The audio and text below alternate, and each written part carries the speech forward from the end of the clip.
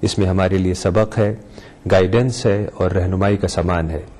इसी के साथ साथ इस्लामी तालीमात की वो बातें भी हम आपके सामने रखेंगे जिसमें मॉरल वैल्यूज सिखाई गई हैं, ताकि हम अपने अंदर आला कैरेक्टर, आला अखलाक पैदा कर सकें और दुनिया और आखिरत में कामयाबी हासिल कर सकें। इस्लाम फॉर किड्स हर इतवार सुबह 9 बजे सिर्फ ETV उर्दू पर।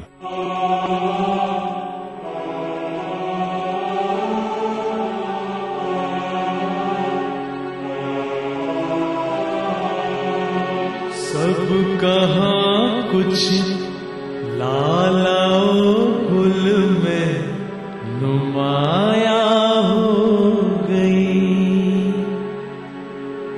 सब कहाँ कुछ लालाओ गुल में नुमाया हो गई। खाक में क्या सूरतें होंगी के बिनहा हो गई।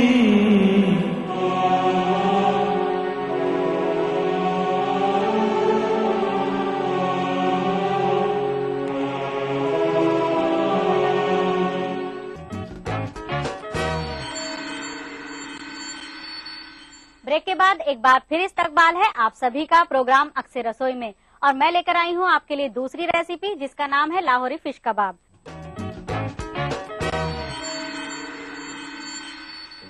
तो आइए सबसे पहले नजर डालते हैं उसमें इस्तेमाल होने वाले मसालों पर। हमें चाहिए फिश बोनलेस, नमक, लाल मिर्च पाउडर, अंडे की सफेदी, नारियल पाउडर, सिरका और गरम मसाला।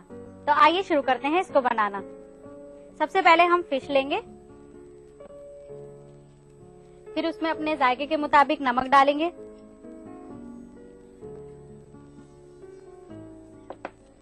लाल मिर्च पाउडर, ये भी टेस्ट के हिसाब से डालेंगे, गरम मसाला,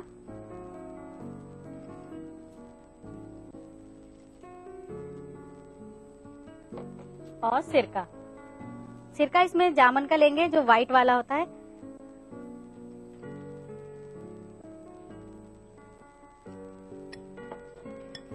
और इसको फिर अच्छी तरह से मिक्स करेंगे।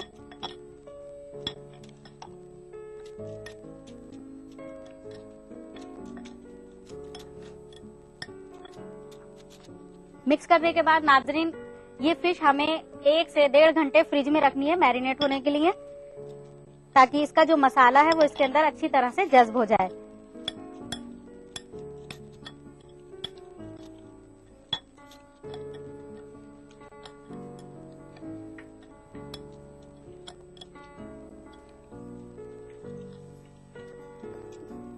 फिर हम इसको फ्राई करेंगे। फ्राई करने के लिए हमें एक कढ़ाई की जरूरत पड़ेगी।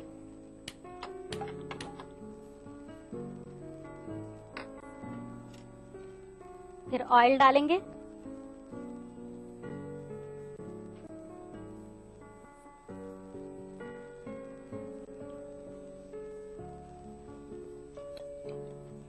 नाजरीन फिश जो हम धोते हैं उसके लिए नींबू निचोड़कर थोड़ी देर के लिए रख दें ताकि उसकी जो स्मेल होती है वो निकल जाए। नाजरीन जो ये फिश है ये बोनलेस है। आप भी अगर इस तरह के कबाब बनाएंगी तो आप भी फिश बोनलेस ही लीजिएगा। अब ऑयल हमारा गरम हो चुका है, हम इसमें अपनी फिश फ्राई करेंगे।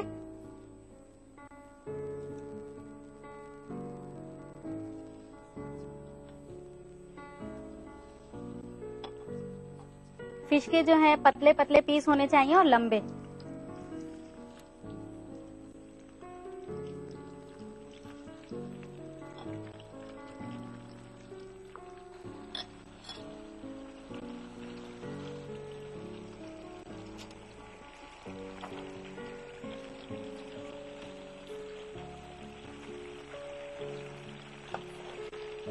फिश जो है वो ऑयल में चिपक जाती है, तो इसलिए हम बहुत एहतियात से इसको हटाएंगे।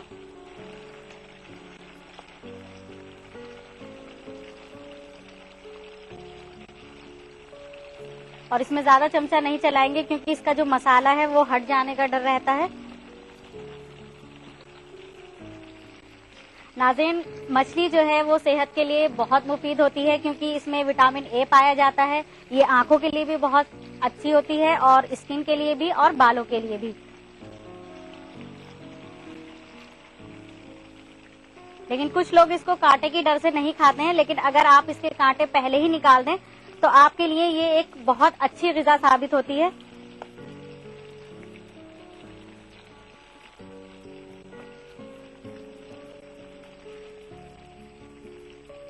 अब फिश हमारी फ्राई हो चुकी है, हम इसको निकालेंगे बाहर।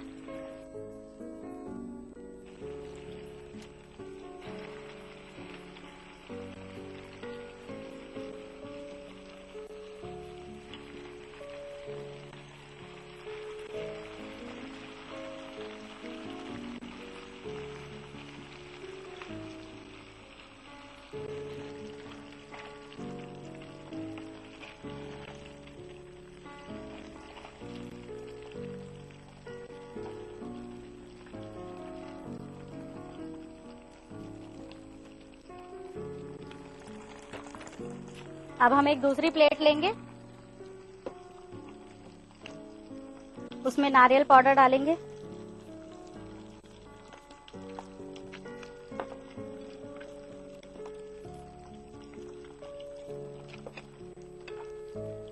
फिर हम फिश दोबारा फ्राई करेंगे। इसको अंडे की सफेदी में डिप करेंगे, फिर नारियल पाउडर में।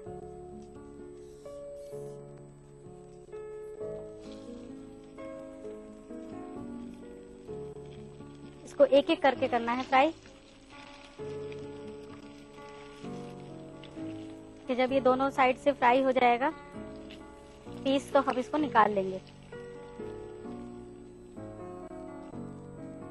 फिर इसी तरह से हम दूसरा पीस लेंगे।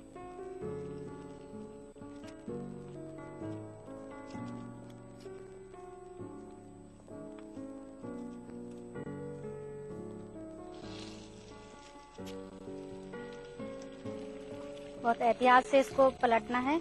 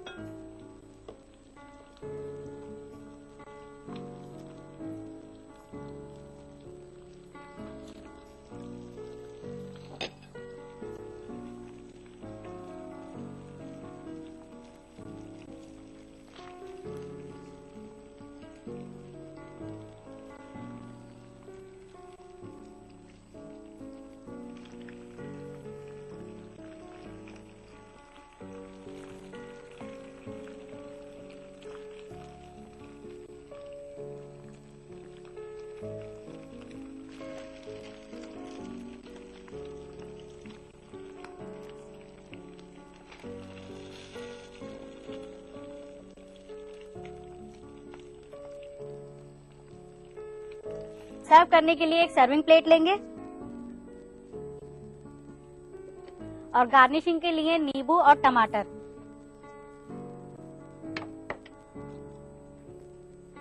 और साथ में चिल्ली सॉस।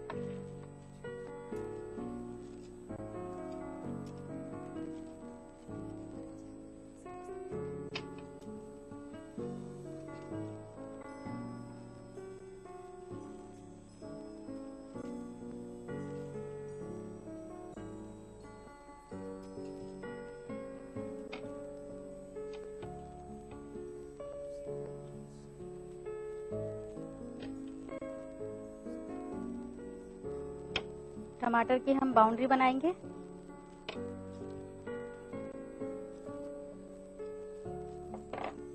फिर नींबू,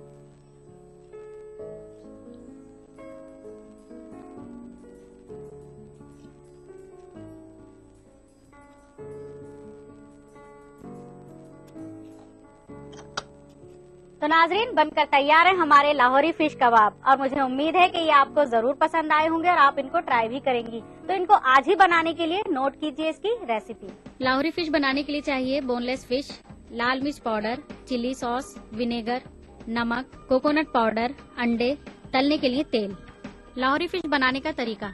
सबसे पहले एक बाउल में फिश, नमक, लाल मिर्च पाउडर, गरम मसाला और सिरका डालकर अच्छी तरह मिक्स करें। इसके बाद एक पैन में तेल गरम करें, फिर उसमें मैरिनेट फिश को फ्राई करें। इसके बाद एक बार फिर फिश को नारियल पाउडर और अंडे की सफेदी से कोट करके डीप फ्राई करें, फिर एक सर्विंग प्लेट में सर्व करें।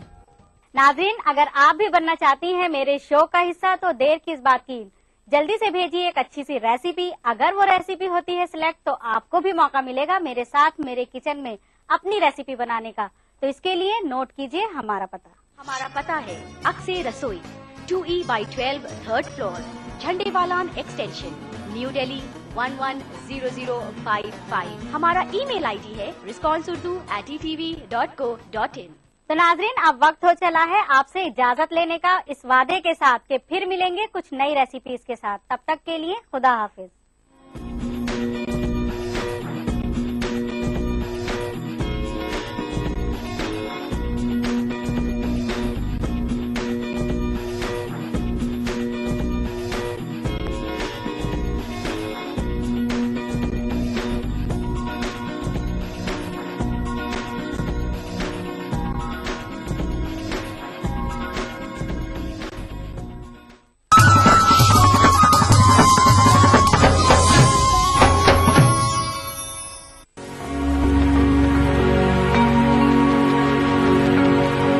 अफशाए राज इश्क न हो आबे अश्क से, अफशाए राज इश्क न हो आबे अश्क से। ये आग वो नहीं जिसे पानी बुझा सके, ये आग वो नहीं जिसे पानी बुझा सके।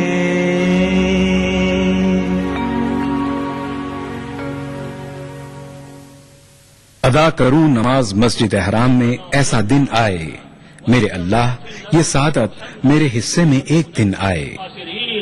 रब्बना आतिना फिद दुनिया हसना व फिल आखिरति हसना व क़िना अज़ाबन नार व सल्लल्लाहु वसल्लम अला अब्दिही व रसूलिही नबीना मुहम्मदिन व आलिही व सहबिही अजमईन वल्हम्दुलिल्लाहि रब्बिल आलमीन। अल्हम्दुलिल्लाहि रब्बिल आलमीन अर्रहमानिर रहीम मालिक यौमिद्दीन इय्याक नअबुदु व इय्याक नस्तईन इहदिनस सिरातल मुस्तकीम सिरातल लज़ीना अनअमत अलैहिम गैरिल मग़दूबि अलैहिम वलद्दाल्लीन। ईटीवी उर्दू पर पहली बार मस्जिद हराम मक्का मुकर्रमा से खुतबा जुमा और नमाज जुमा के रूह परवर मनाज़िर का रास्त टेलीकास्ट हर जुमा दोपहर 3 बजे सिर्फ ईटीवी उर्दू पर।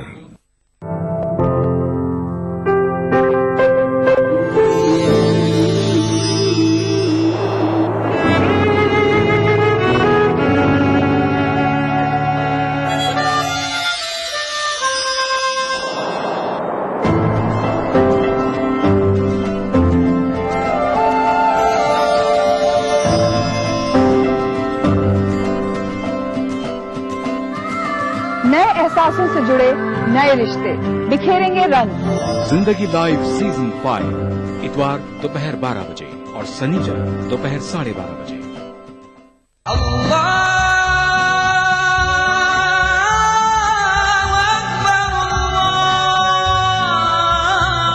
हर सुबह ईटीवी उर्दू की खुशबू से महके आपका घर आंगन।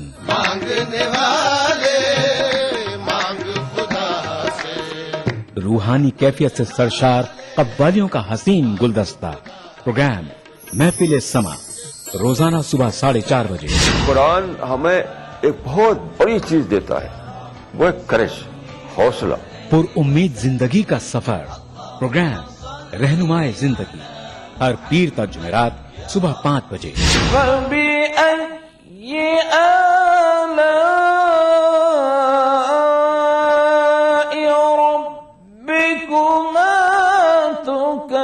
तिलावत कुरान मा तर्जुमा प्रोग्राम फरमाने इलाही, हर जुमा ता इतवार सुबह 5 बजे। अल्हम्दुलिल्लाहि रब्बिल आलमीन अर्रहमानिर रहीम। मस्जिदुल हराम मक्का मुकर्रमा से नमाज फजर के रूह परवर मनाजिर, प्रोग्राम नमाज फजर रोजाना सुबह 5:30 बजे। प्रोग्राम नवाए सरोज रोजाना सुबह 6 बजे। तो बने रहिए हमारे साथ और देखते रहिए ETV उर्दू बहारे सुबह। ETV उर्दू पर अगला प्रोग्राम।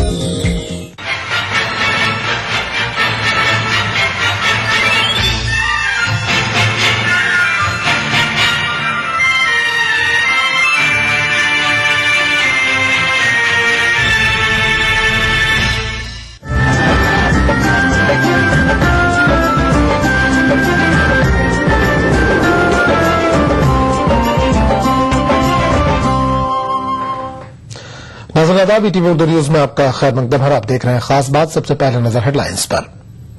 फसाद मुतासिरीन को सरकारी इमारतों में किया जाएगा मुंतकिल, पनाह गुज़ीर कैंपों पर कल बुलडोजर चलाने के बाद अखिलेश हुकूमत का इक़दाम।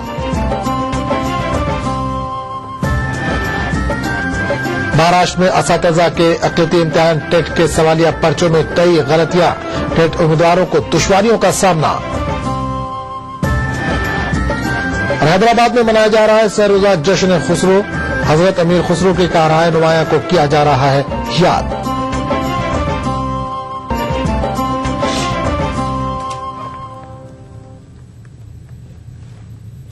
सबसे पहले आज की बड़ी खबर।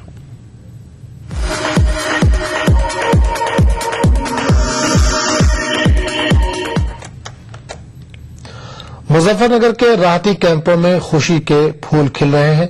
2 नौज़ायदा बच्चों की किलकारियां सुनाई दे रही हैं, लेकिन उन माओं की हालत कैसी है जो नई जिंदगियों को दुनिया में ला रही हैं? किन हालात में बच्चों की पैदाइश हो रही है, देखिए इस रिपोर्ट में।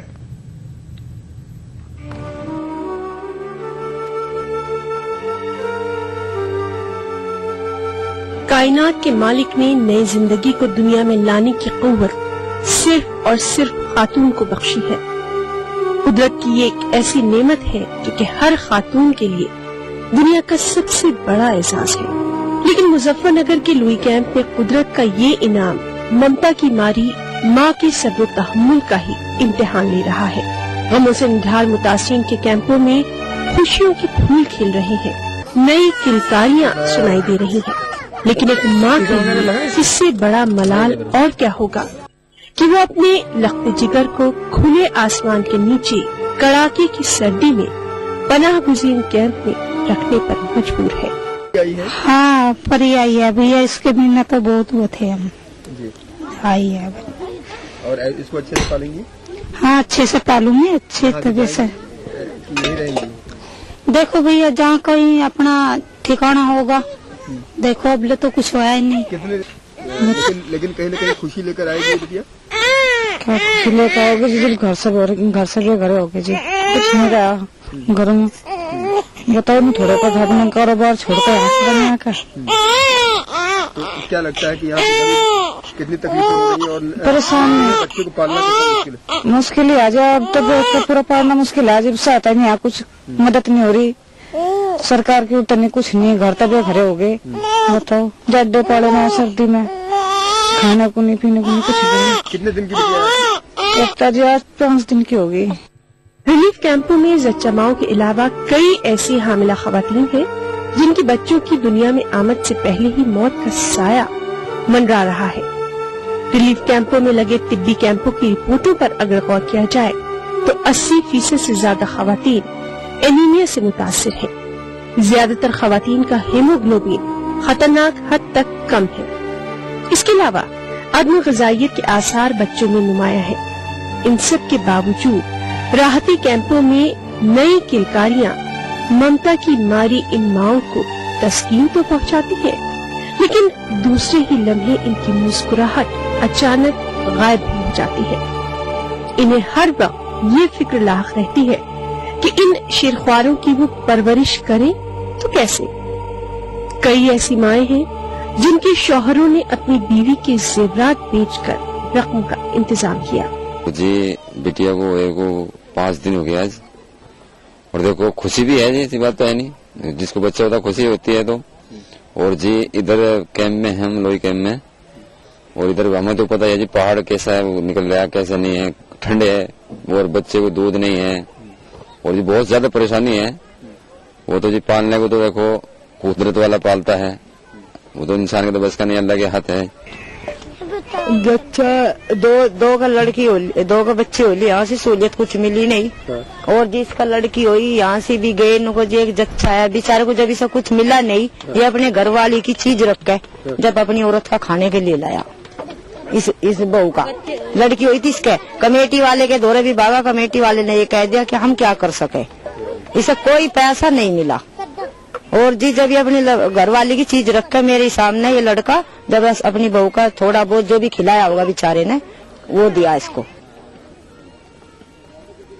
कोख में सुखद एहसास होते ही उसने सतरंगी ख्वाब बुनने शुरू कर दिए थे। उसके हाव भाव और शक्ल की कल्पना उसे रोमांचित करती थी। आखिरकार नन्ही परी ने आंखें खोली और वो इस दुनिया का हिस्सा बन गई। माँ के ऊपर दुखों का पहाड़ था, लेकिन उसने दिल को बिछौना बना दिया। बुरहाना के लोई कैंप में ये नजारा जिसने भी देखा उसकी आंखें भर आईं। कैमरा पर्सन वसीम अहमद के साथ उमेश श्रीवास्तव, ईटीवी न्यूज, लोई कैंप, मुजफ्फरनगर। दिल्ली की सद्भावना तंजीम ने ईटीवी पर जब मुजफ्फरनगर के राहती कैंपों में सर्दी से बचने के लिए मुतासरीन को कपड़े जलाते हुए देखा तो उनका दिल तड़प उठा और तंजीम के अरकान बिला ताखीर कंबलों और गर्म कपड़ों से लदा ट्रक लोई कैंप लेकर पहुंच गए। ये तंजीम मुल्कगीर सतह पर मुतासरीन की इमदाद के लिए जानी जाती है। इसमें तमाम मजाहिब के लोग शामिल हैं। दिल्ली सुभाष नगर एरिया से हमारी अपनी स्वाभिमान सोसाइटी है। हमारी सोसाइटी जो काम है वो सब जो भी काम करती है वो हमेशा हर किसी समुदाय के साथ मिलकर हर समुदाय के लिए अच्छे के लिए भले के लिए करती है।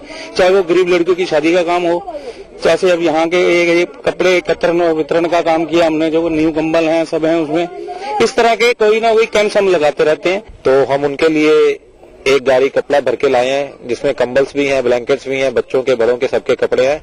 हमारी दिल्ली में, पश्चिमी दिल्ली में सुभाष नगर में स्वाभिमान सोसाइटी के नाम से हमारी एक संस्था चलती है।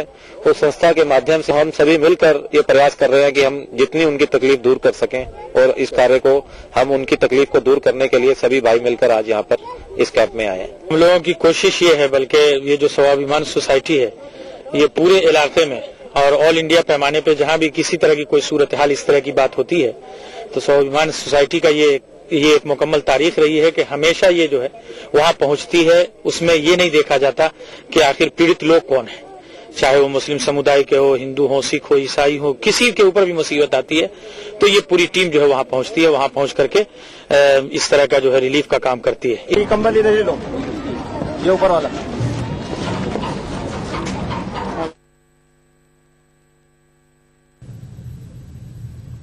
देखिए ईटीवी उर्दू सभी डीटीएच प्लेटफॉर्म पर, डिश टीवी पर चैनल नंबर 787, एयरटेल पर चैनल नंबर 610, टाटा स्काई पर चैनल नंबर 176, बिग टीवी पर चैनल नंबर 972, वीडियोकॉन पर channel number 750।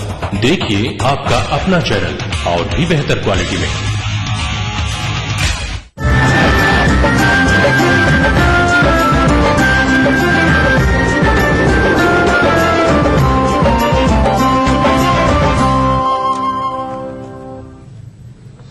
ETV Urdu news में एक बार फिर आपका खैर मकदम है और आप देख रहे हैं खास बात।